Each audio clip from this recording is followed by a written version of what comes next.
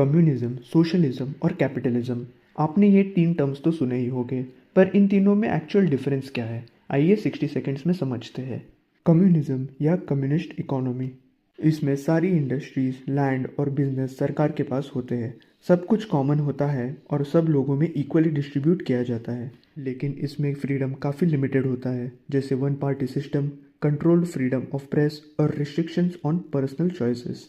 Socialism या socialist economy, इसमें government और प्राइवेट सेक्टर्स दोनों के इम्पोर्टेंट रोल्स होते हैं। इम्पोर्टेंट सेक्टर्स जैसे हेल्थ केयर, ट्रांसपोर्टेशन और एजुकेशन गवर्नमेंट कंट्रोल करती है और ये सर्विसेज मोस्टली फ्री या अफोर्डेबल होते हैं। लेकिन छोटी इंडस्ट्रीज, शॉप्स और कुछ सर्विसेज प्राइवेटली ओन्ड होते हैं।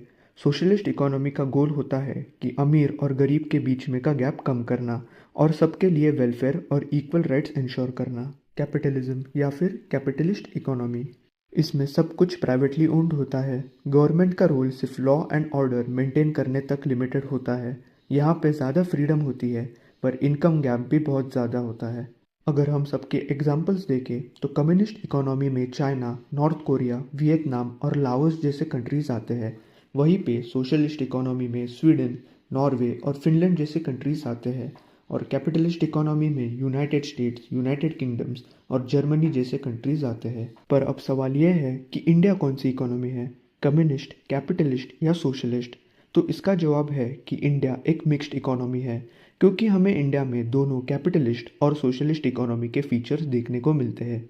इसका मतलब यह है कि सरकार भी इकोनॉमी को कंट्रोल करती है और प्राइवेट कंपनीज भी काम करते हैं। 1991 के बाद इंडिया ने लिबरलाइजेशन और फॉरेन इन्वेस्टमेंट को प्रमोट किया, लेकिन गवर्नमेंट स्कीम्स जैसे एजुकेशन और हेल्थ केयर भी चालू थे।